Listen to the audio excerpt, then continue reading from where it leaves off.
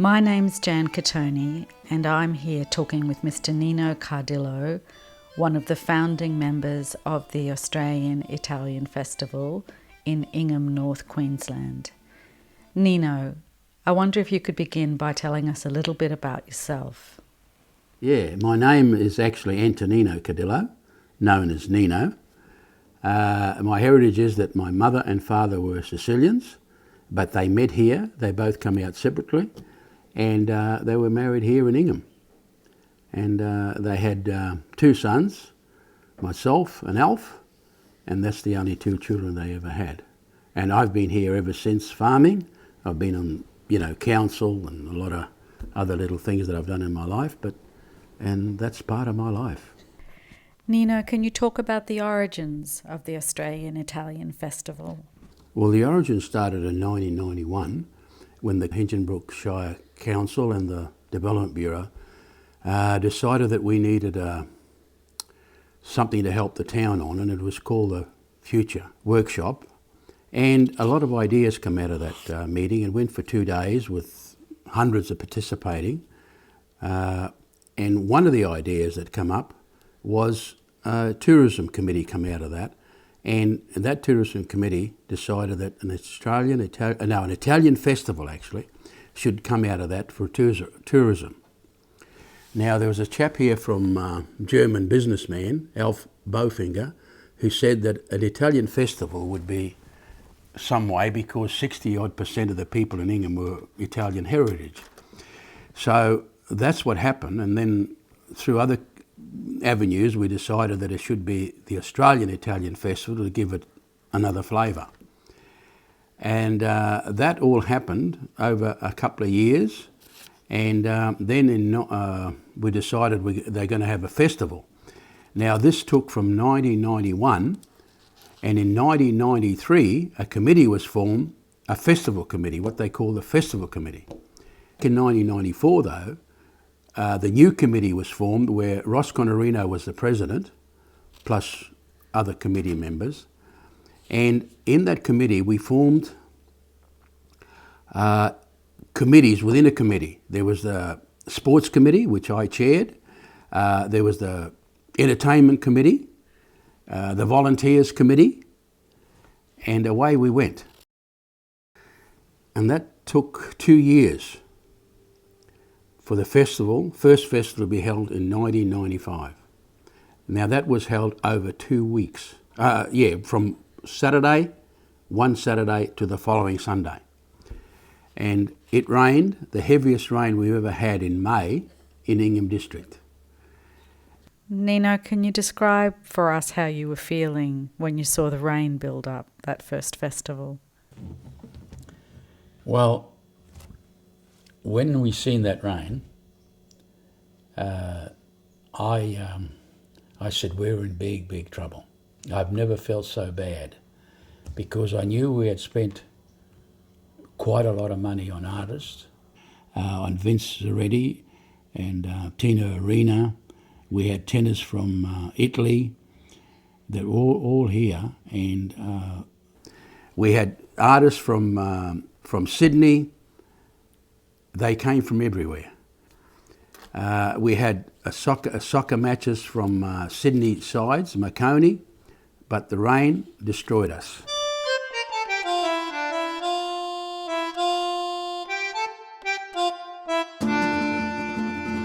And the money we spent, and we knew as soon as it started to rain, which is very unusual for May. We picked May because it's not a really wet month, and you wouldn't want to believe it. It was the wettest May that we've had in 100 years.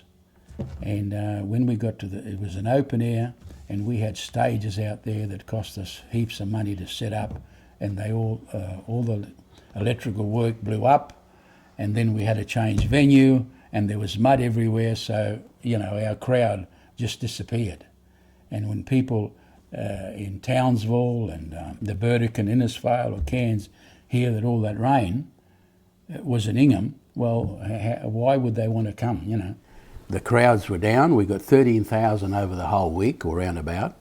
So that I really felt bad. And the president and I was his senior vice president, we just put our heads on each other's shoulder and had a little cry. We said, we're in big, big trouble.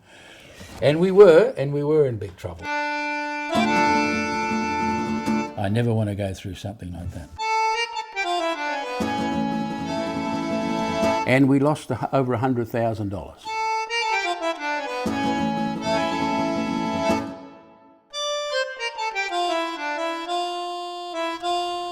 That was the whole crux of it. So now, in the committee, they said, let's fold up. I said, no, we can't do that because that would put us in a very bad name.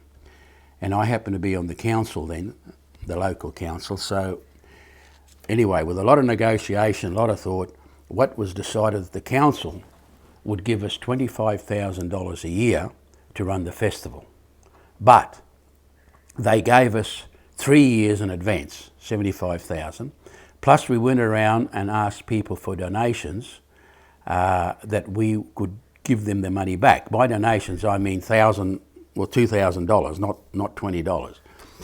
And we got about 40 or 50,000 out of that. And we paid all our debts. And 20 years down the track, they're still going.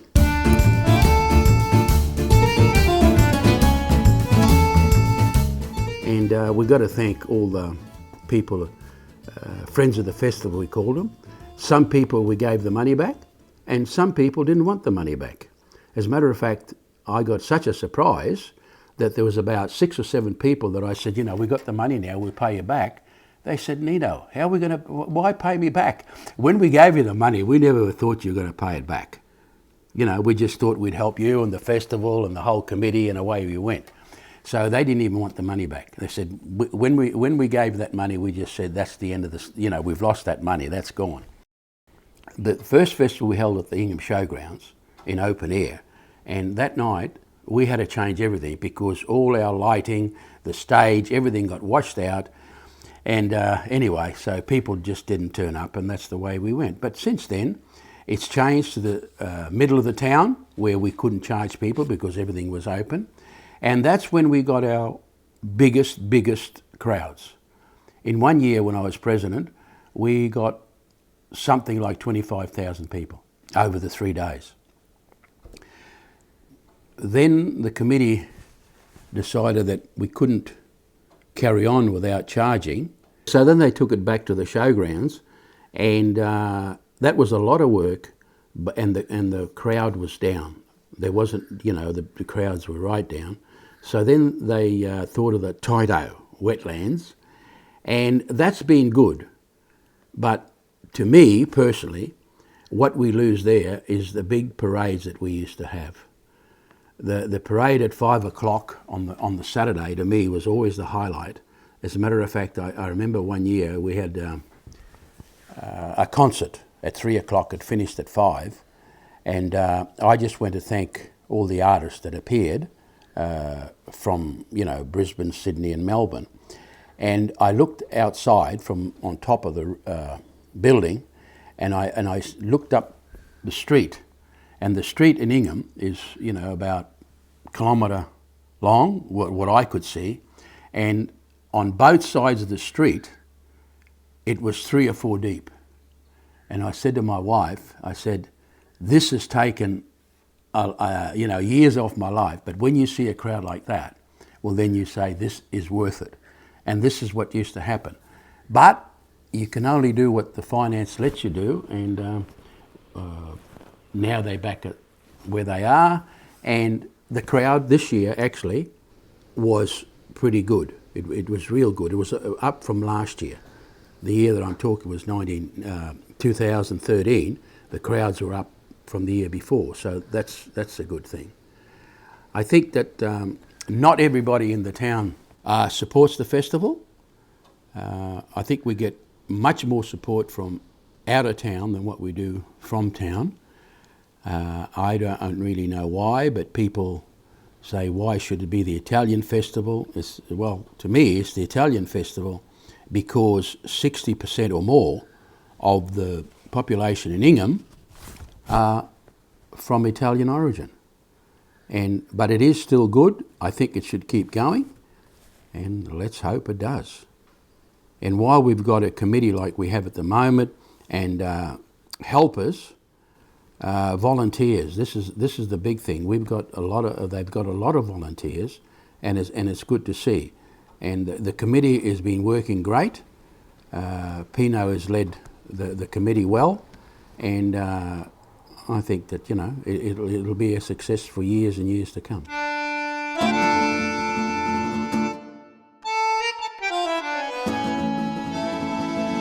Nino, I'm wondering if you can describe for the listeners what you see when you look out the window here.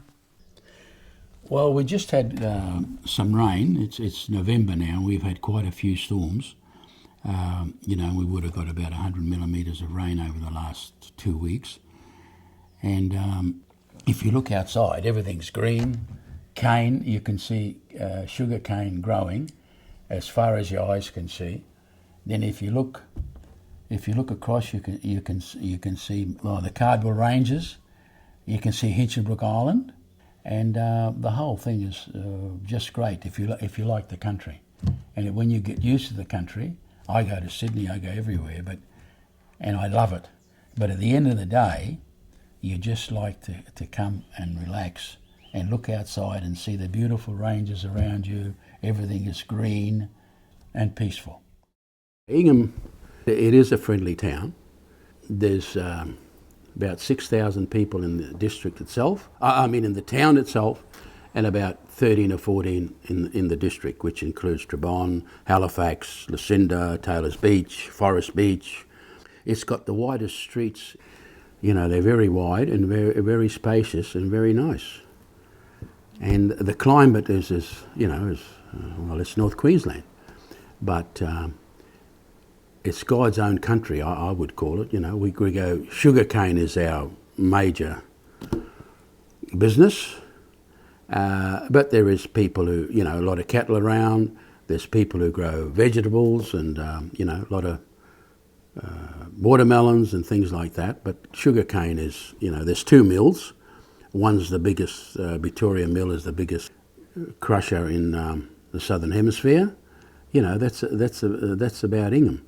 And of course, don't forget that in Ingham we've got Wallaman Falls, about 30 kilometres up the road, which is the highest one fall in Australia.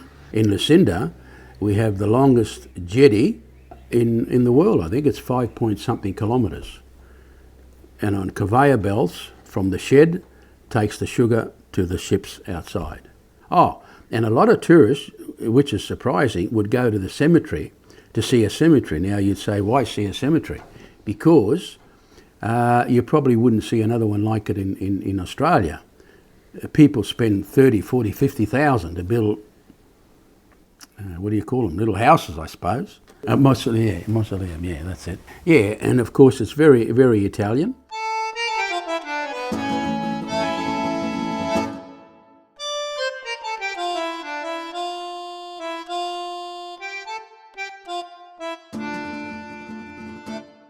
There was a lot of people that come out here to cut cane. And they had nothing. No one arrived here with money, going back in 1920s. And they lived in shacks, galvanised iron. And when it was hot, that galvanised iron used to get to a boiling point.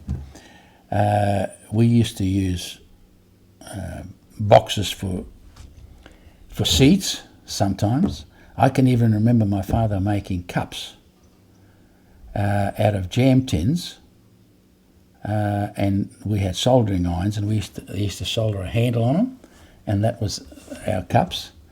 Things got better after time, but water, there was no running water. You used to go and get water out of a well somewhere and take it inside with buckets and that used to be. And to wash clothes, they used to do the same thing. They used to get water, put it in a tub, and then wash them with their hands, and that used to be your washing machine. Your hands used to be your washing machines.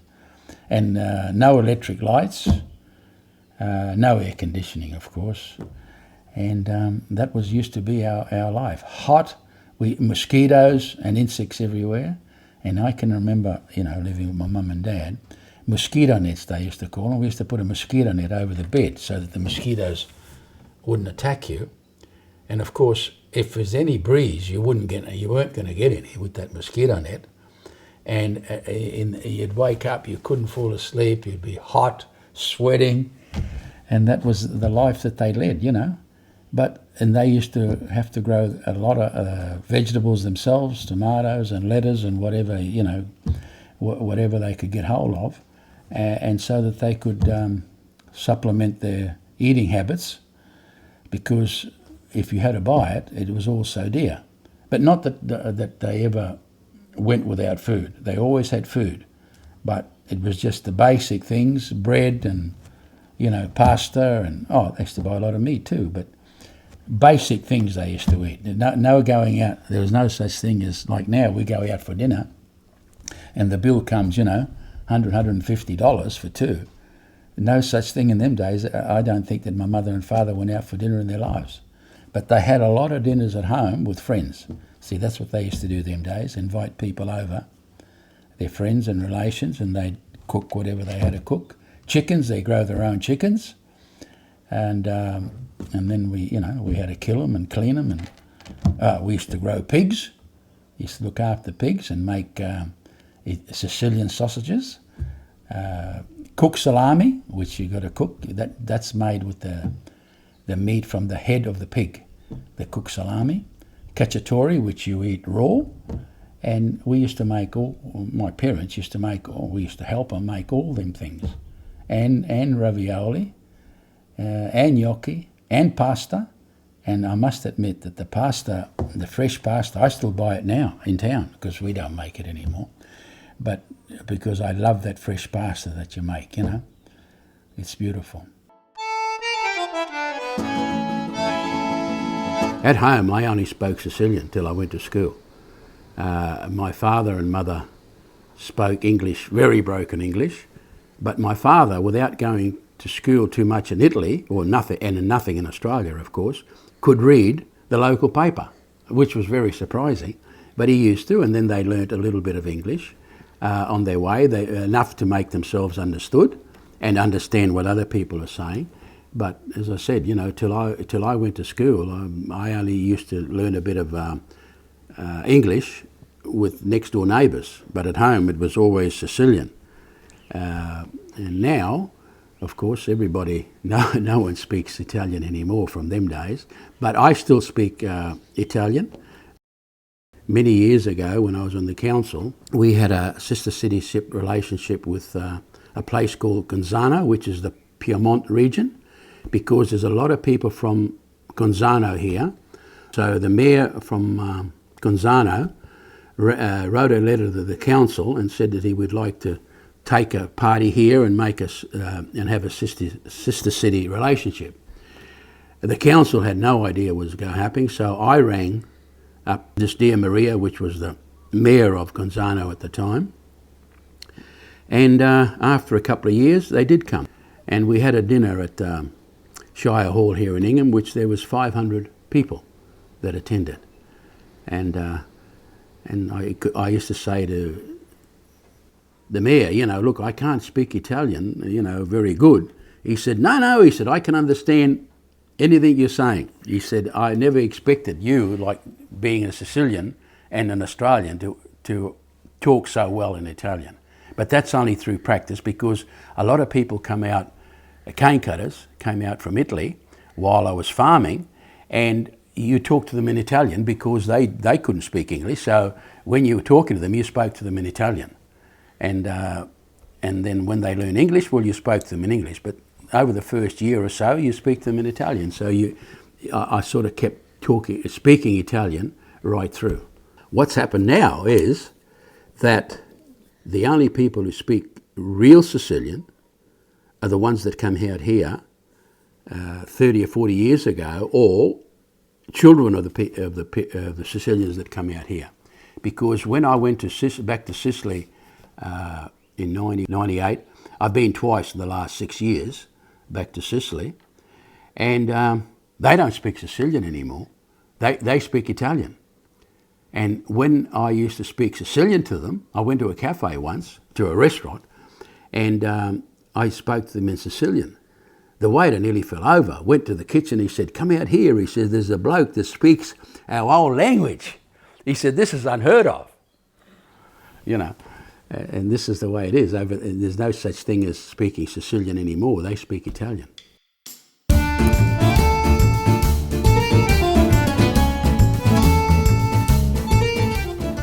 The Sicilians that come out, so, you know, starting from 100 years ago, and they did, my father came out in 1916, and they all spoke Sicilian. They spoke very little Italian, and as a matter of fact, it's a well-known fact in Sicily that if you come from different regions, you spoke a little bit different.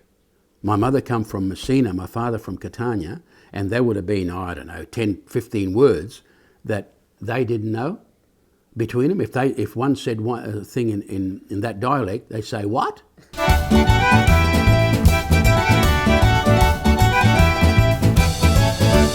Now, me saying this, what I'm going to tell you, you say, he's skiding, and, you know, and that's fair enough, because if someone else said it, I'd probably say the same thing. But if you went around Ingham to a lot of her friends, as a matter of fact, the other day a bloke said to me, I only wish, Nino, that someone could give me a sponge cake like your mother used to make. And her raviolis, or agnolottis, call them whatever you like, we've had people come through from America and say, where did you get these? We've been through the world, we've never tasted ravioli like this. And it's true. I mean, after you used to eating the raviolis that my mother made, well, you know, everything else is second class. And I think there's a lot of people who would make them just as good now, but we just tend to go in the shop and buy them. And they made mass at a mass, you know, in masses, so they're never as good as when, yeah. And the spaghetti sauce, which is funny, the mother used to get up at 5 o'clock on a Sunday to cook her spaghetti sauce, because she reckons unless you cooked it steady with this and that, it wasn't good. And it was true. Look, we make spaghetti sauce, you know, boom, boom, boom, let's go. But my mother used to get up at 5 o'clock to make the spaghetti sauce. And this is the way they lived in them days, you know. And the only time my mother was happy, when she had a big crowd there and she could feed them and kept saying, eat, and eat some more, you know, and then she'd be, mangiate, cacciano assai, mangiate, non c'è avete fame, mangiate. Yeah. You know, next minute she'd say, don't eat too much because you get fat, you know. But at the moment she'd say, mangiate, come, ce n'è che mangiare, non mi piace, mangiate. Yeah. And that was Mum.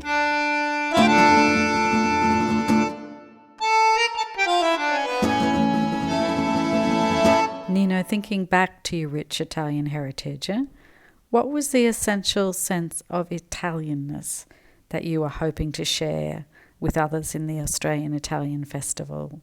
Yeah, what I think we wanted to capture was Italian culture and Italian food.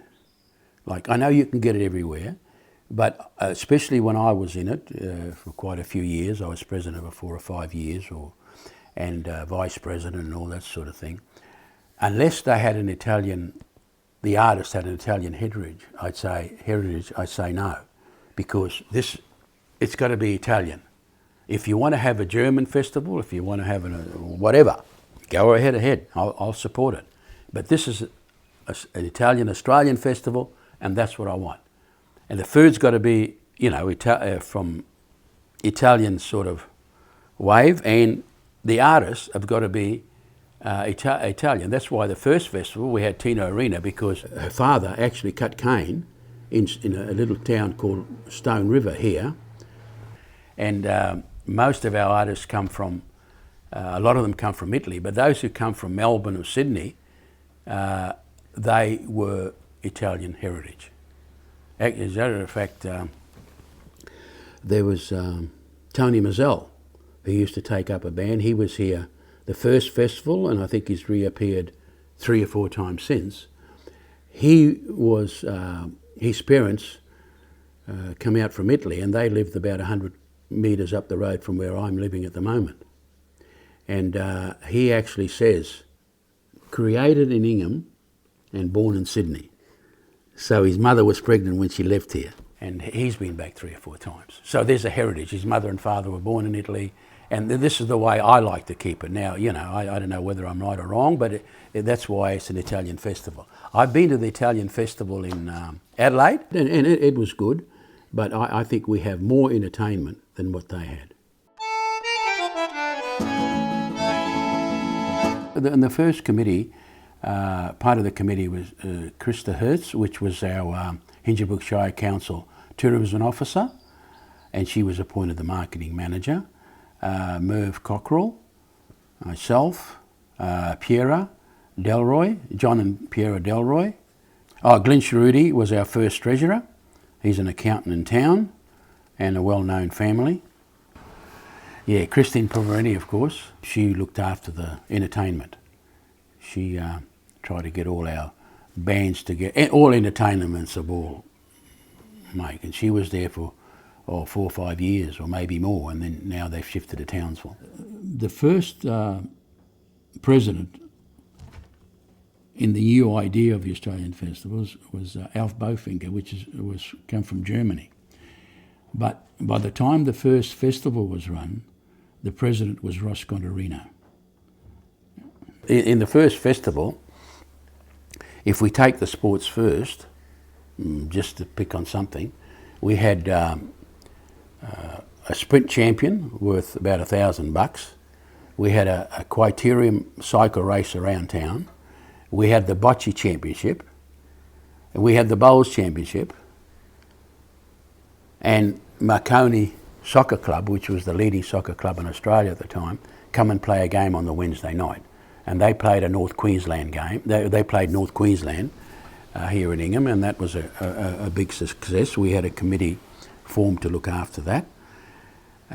Then we had buskers coming and going all through the streets all week. The town was all up with flags with the Australian Italian Festival logo. All the poles in Ingham, light poles and everything, had banners out in the street, on the way in and the way out, in the middle of the street. And in the town, every night we had entertainment and people selling food. There was always food available at night.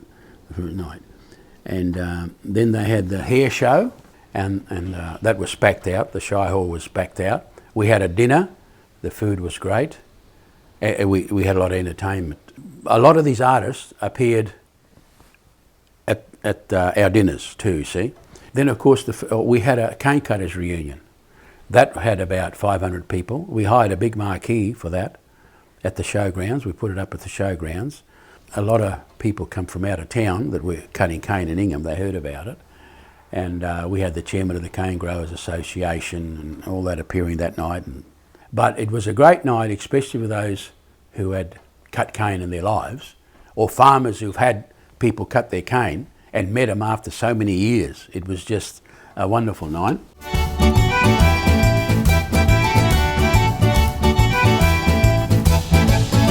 A lot of these people who arrived in Ingham over the, going back 70, 80 years, they come here to cut cane, not knowing how hard work it was, because it was a way of making big money in them days, but it was really hard work. During the crushing, which, say went from June till November in most years, in really wet years, I can remember the crushing going till February, because there was a lot of wet days and you couldn't work, and so we cut cane till early February.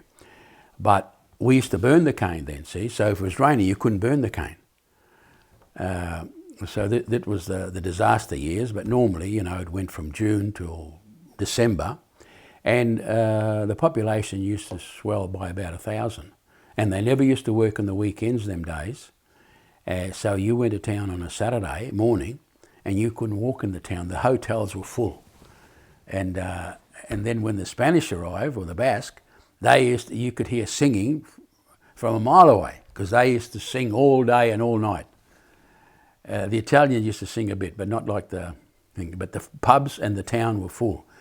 and everybody used to wait, all businesses used to wait for the crushing season because they all, the cutters all arrived, and then they'd go and either pick fruit at Griffith or Stanthorpe, or they'd go up north to Dimbula and pick tobacco, and then back for the season again, you know. Then of course the loader come out and they only had to cut the cane, and then the harvest arrived, so there's no such thing as cane cutters now, you know, there's no such thing, thank God, because if we had to get cane cutters nowadays at the price of what the cane is, they wouldn't make a living. You couldn't, the farmers wouldn't survive. But with the harvesters, well, they do. You know, a man used to cut 1,000 tonne a year or something, you know. The harvester cuts 90 to 100,000 tonne a year. So this is the big difference, you know.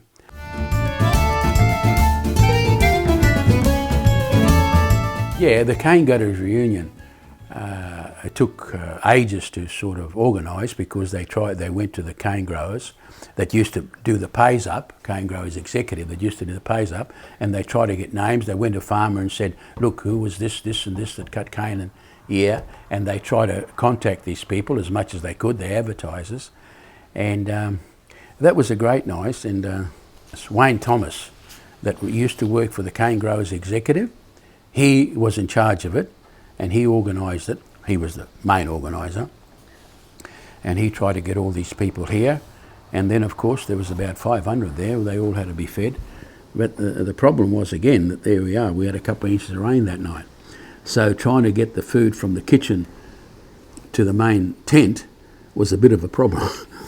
But anyway, they got over it, you know. This is what the rain did. It was just, unless you were there, you would never ever believe what happened.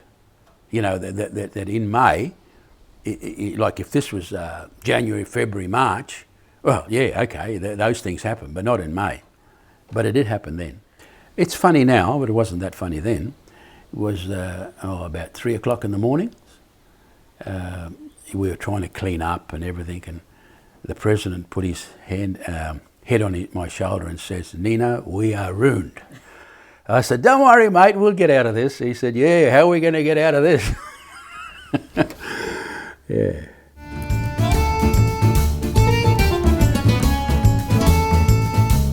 We had a procession in the first year, which is something that I wish I would have had a film of it. Someone might have one. And we took out what they call the flag throwers. They got an association in Italy, and they were the most spectacular thing I've ever seen in my life. Well, people still say that today, you know. There was about 20 men there throwing these flags up. You'd wonder how they can do it. Just whirl these flags, twirl them around, throw them up in the air. But they were a bit hard to handle, see, because they were young, and someone mentioned to them that they were going to live in the spiaggia. That means at the beach. And they thinking that that's where they would get a lot of girls out there in bikinis and swimming, and when they arrive at Acinda, they don't see a girl in sight. They couldn't even see the beach. So then they started playing up. And anyway, we did take them to Townsville and kept them at a motel there for a week, and then they come back to Ingham for the thing. But they were great. That flag throwers was something that I don't think the people of Ingham that seen it would ever forget. It was just spectacular. The only reason why they haven't come back is because there's so many there and you're going to need so much money. And, you know, unless you see it, you will not believe. It was just something.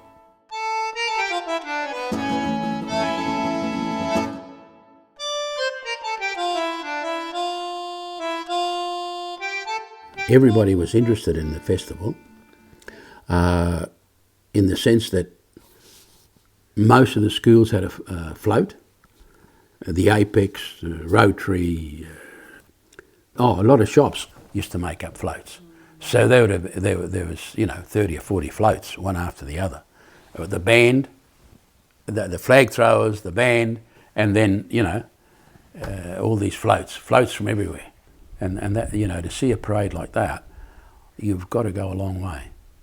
They're very hard to see, actually, because, well, the flag thrower's leading them, you probably never see again, unless someone wins lotto, a couple of million, and says, all right, I'll spend spend 300,000 or 400,000, because, you know, to accommodate, to pay them.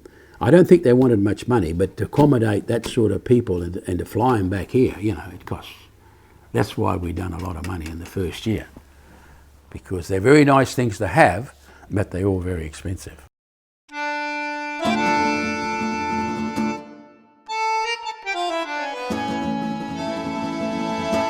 You know, over the years, we had a lot of coordinators, festival coordinators. Mark Kelly was for 2 years, and Alex Hayden, the sister-in-law of Hayden, the cricketer. Max Scobell was there for a year. Faye Motti come on in 2001. Lisa White, Jan Clark, and there's been a few since. Piera Delroy, which was on the original committee, she was a coordinator for 3 years. The current coordinator is a local girl, Donatella Zanotto, and she's lived here all her life, and she's done a real good job because she knows everyone in Ingham. She knows what the festival, she was involved with the festival over the years. And they've all been good, you know, all brought something new to the festival. You know, who they get. They always work under a committee, of course, but they're the ones that are hands-on. And of course, back in the year too, back in the years, we come up with a motto of the festival, which mangiamo, beviamo e cantiamo, which means eat, drink and sing and be merry. And that's been our logo ever since. But I think this year they might want to change it. But anyway, you know, for 18, 20 years, that's been our logo, our word logo, which is exactly what the festival's supposed to be, you know. Eat and drink and be merry.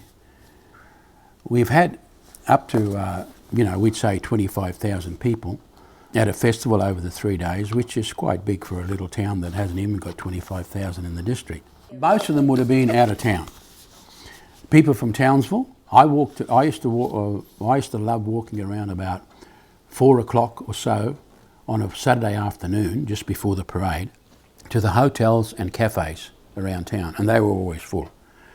And I used to go and say hello to some of them, and you'd hear, oh, I'm from Sydney, I'm from Dubbo. They come from everywhere. And a lot of them used to book their motel for the following year when they were here, and they kept coming for year after year. And when we had the first one, we had a couple of times we had the Bocce Championship, and they come up from Melbourne. I've still got letters of people begging, you know, thank you very much the way you looked after. That was the most wonderful time we ever had. Although we didn't win, but it was such well run, and we met people there. Everybody was friendly, and the festival was friendly. And Townsville, a lot of people come from Townsville. There's lots of people from Townsville, from Cairns, from Innisfail, from Ayr. They come, you know, from everywhere, and it was very nice. I used to love going around and say, hello, I'm Nino. I knew I was the president or anything. And you know, they used to say from where they were, and every time they were from somewhere other than Ingham, and that's where they come from. And I think and even still today, I think that Townsville is still our biggest draw card. People come up from Townsville a lot, but they come from everywhere, you know, and they used to love the Italian thing. And then one year, we had, when it was held in the street, we had a Mother's Day lunch. Because it was in May, on the Sunday used to be Mother's Day. And we had a Mother's Day's lunch, and we tried to break the Guinness Book of Records record for the amount of people that attended, and we just fell a little bit short. It was hundreds. We had a couple of hundred people lined up, tables in the middle of the street, Mother's Day lunch.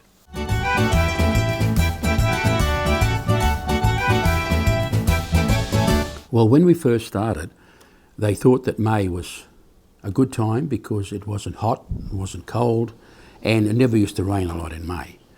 But over the years we learnt that it did rain in May, and then a few years back they decided that the mill hadn't started in May, so if they had it in August, the mill would be going, the mill workers would be working, the farmers would be getting some money in, the harvester operators would be working, and there'd be more money around. And that's why they've had it in August, and that's been going on, and I think it'll probably stay in August now, which is a great idea. There is more money around, but the first committee decided May, and I never liked to change it because people used to come from away, and I said, if we keep changing it in government calendars and that, people say, oh, is it May this year, is it June, is it July? But if you had it at the same time, it was in the government calendar and we knew when it was, you know, and everybody knew when it was. And they sort of planned their holidays around that time. Well, now they get used to August and they plan their holidays in August and come up for the festival, yeah.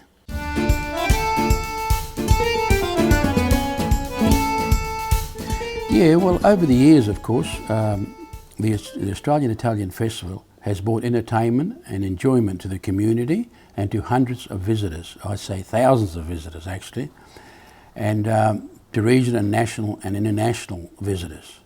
It has become time for a family reunion where family members and relatives come to enjoy the festival with friends and visits to experience the Italian festival. And of course, I've mentioned before, the motto of the festival become Mangiamo, beviamo e cantiamo, simply said, eat, drink and sing. And I think that the festival committees over the years have achieved that. Nino, what does the festival mean to you personally? To me, it means that it's well, I'm still pretty happy to see that after 19, 20 years the festival's still going, because a lot of people will tell you that festivals like this don't last that long. I think that history tells you that they just don't survive that long, and I'm still very happy to see it survive. And you get to meet a lot of people that come out of town and that come up every year just for the festival. That's the only time you see them, you know. And of course I get to go to the dinner on the Friday night, which they call the regional dinners, and it's always a great night. There's 400 or 500 people there, and entertainment galore, and the food is always real good. And we go every year, and it's a great night out with your friends and a lot of good entertainment, and the spirit of the whole thing is just great. I enjoy it every year. I look forward to going every year. I wonder if you can talk about how the festival has changed and adapted over the years. Well, we had a 10-day festival first up, and of course that was too long, thinking about it. We thought that it would be all right. We had it over 2 weekends. But the town is not big enough to do that. You have to depend on visitors, and the closest town, is 100 kilometres away on either side of us. So it's been a week, just 3 or 4 days, and that's helped a lot. And then it's changed venues, and the showgrounds to set up all the equipment takes so much money to put up stages, and the street is the best place. The main street of Ingham, Lanarkos Street, is the best. It's got atmosphere. You can have parades, and I think that's the big thing for me was the parades. Like the Sicilians and the Piemontese and the Mantuans, they all get dressed up in their original costumes and walked and marched through the streets, and the band and the fire brigade, and that was great. It was very hard to block the town off. See, there were so many entries. You can come in from 20 different places, from either side, from the back, through the street. Once you know the street, you can come in 20 different places. So you can't charge people. At Tydo, it's the place is nice, but it's not it's pretty big, but it's scattered, and there's only two ways you can get in, and they got a gatekeeper on either side, and they charge to get in, and that's the only way they can survive, you know, because the governments and the council do put some money in, but it's funny how much money, I don't know whether it's funny, but anyway, whatever, that you need money, how much money you need to have a coordinator to run this thing, to make arrangements for the artists for next year, you know, go through the books of the year before, see where you spend your money, where you didn't spend your money, and it's you need so much money to run it, and it's hard to get the money. So this way here, I think that the crowds have got smaller, although they tell me this year it was a big crowd, but over the last few years it wasn't, or big enough. It's still thousands of people that go through. But the thing is, they're making money. And while they're making money, they're going to get bigger because they can get some more artists up and bands and singers and whatever have you, you know. But without money, you can't do these things. And that's why I think that's the only place they can have it.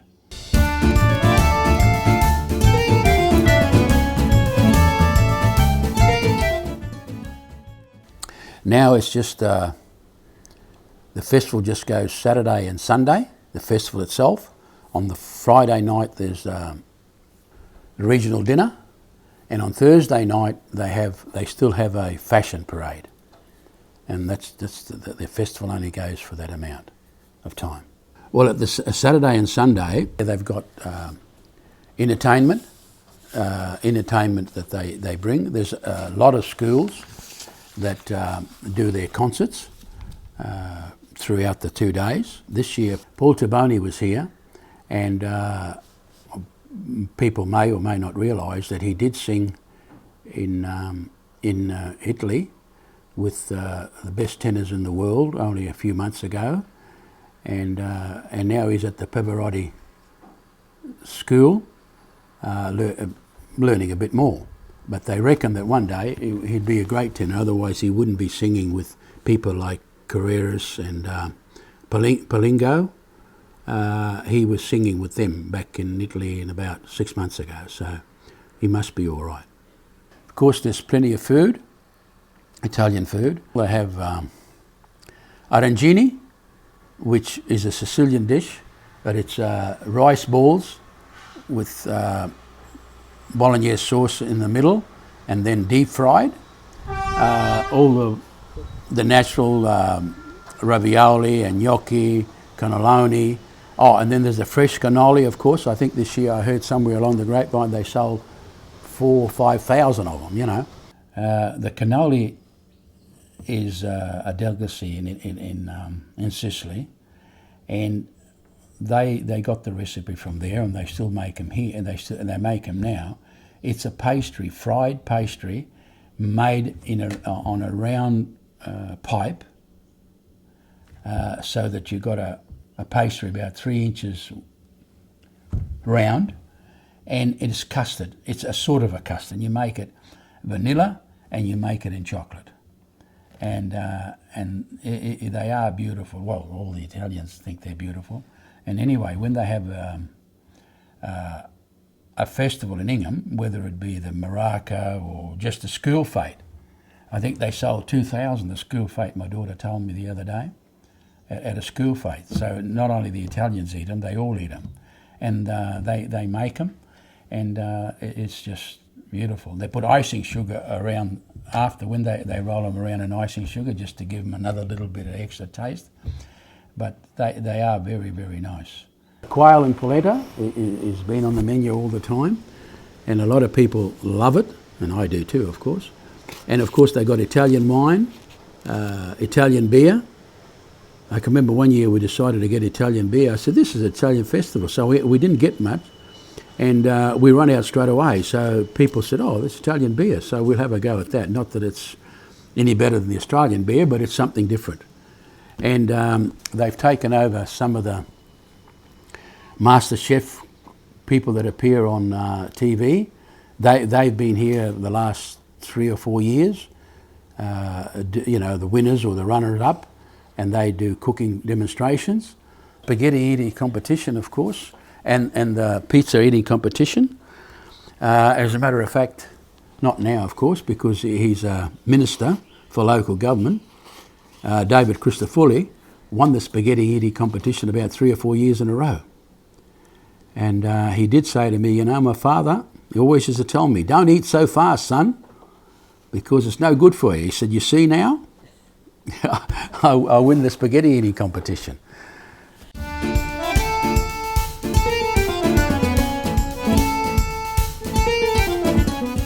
Weights, carrying weights, that's the old Spanish thing. You carry these weights, you're flat out lifting them, but they can carry them, and who can carry them the furthest? You pick up one in each hand and away you go. And the slippery pole competition, of course, it's hard enough climbing a pole without being greased up. And when you get up there, there's $100 in one place and $50 another place, $20 another place. And when you get up there, whatever you can take down, you keep. Nino, it sounds like quite a lot has survived from those early days. Oh yes, there's still the spaghetti eating competition, the pizza eating competition, the greasy pole. They're originals. They happen every year. Yes, even the school choirs, which, you know, I've had a couple of granddaughters, you know, just them in this choir. They try, you know, the teachers try to teach them Italian songs, you know, and they come from all sorts of schools in the district, and away we go. That keeps the entertainment going.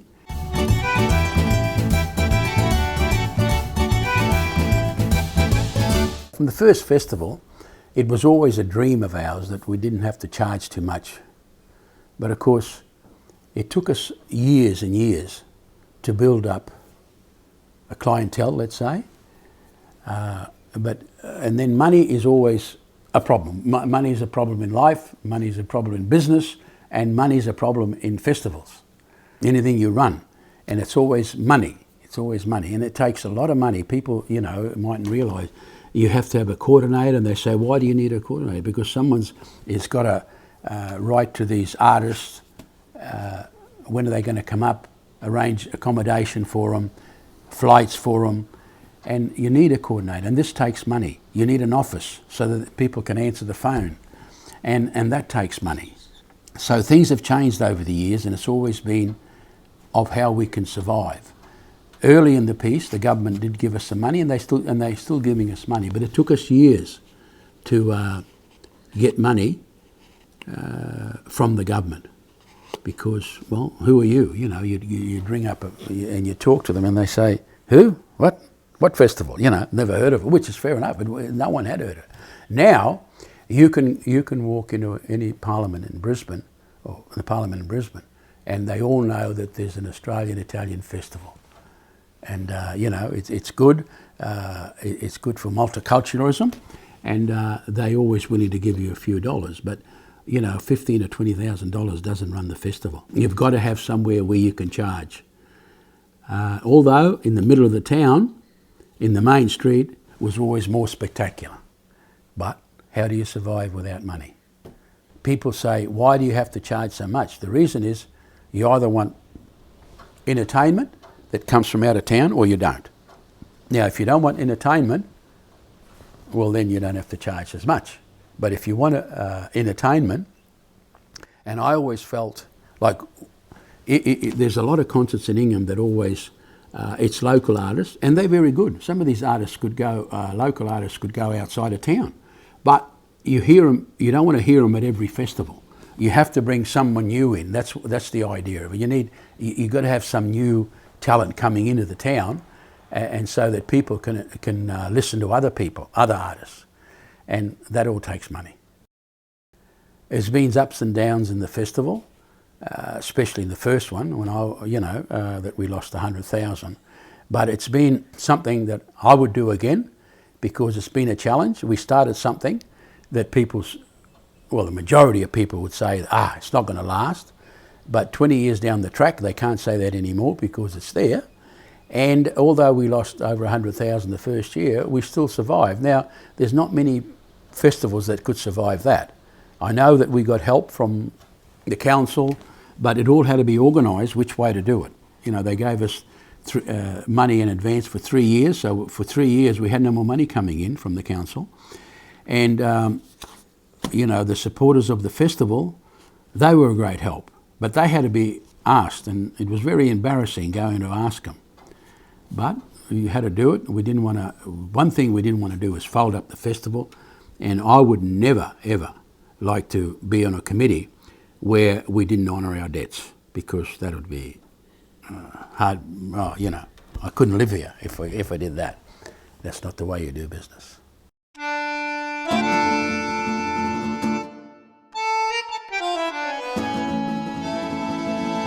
In every committee, there has to be a leader.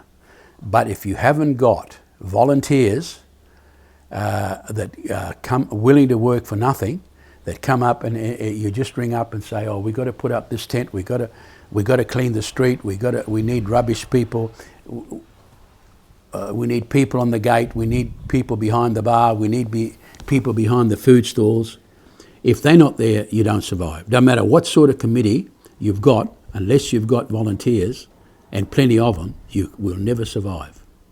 They're the backbone of your festival all the time, or anything you organise. Volunteers. And we've been lucky that over the years, when I was in it and now, because you hear them and you talk to them, it's just great to see how many volunteers there still is, you know. And part of the best committee all the time is when you've got someone that's in charge of the volunteers and goes out and asks. They've got an enormous job. I can remember when we used to have it in the middle of the town, we used to put up about 30 marquees for the stall holders. Well, come Thursday, marquees used to arrive from Townsville, and we had about 70 or 80 volunteers already made up in little groups. You put up that one, you put up that one, and they just go ahead and put up. Without them, it just wouldn't go ahead. Oh yeah, they and none of them get recognised, but they are the backbone of the festival.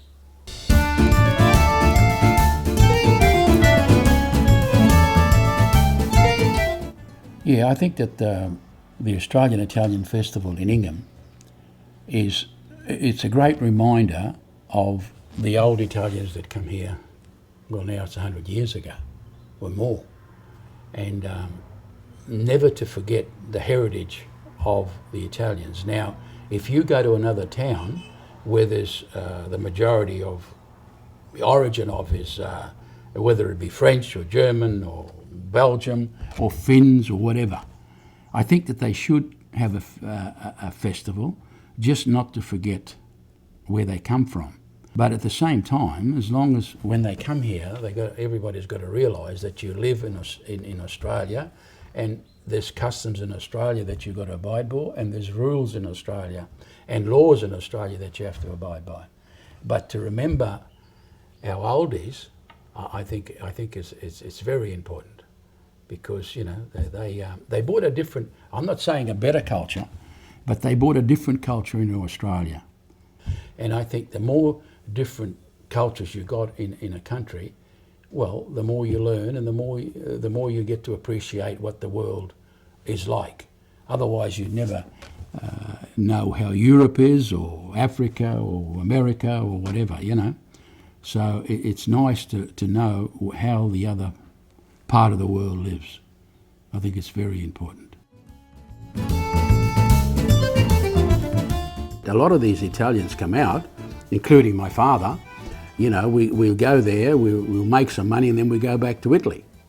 And but that never happened. Very, very few did that. Most of them come out here, and that's where they've stayed, and they've been here ever since. And now their children are here, they farmed here, and their children are here, their grandchildren are here, and they're not going to go back to Italy now. Anyway, buongiorno a tutti e speriamo che ci vediamo in prossimi anni alla festa. Signing off, and let's hope that we meet in the festivals to come.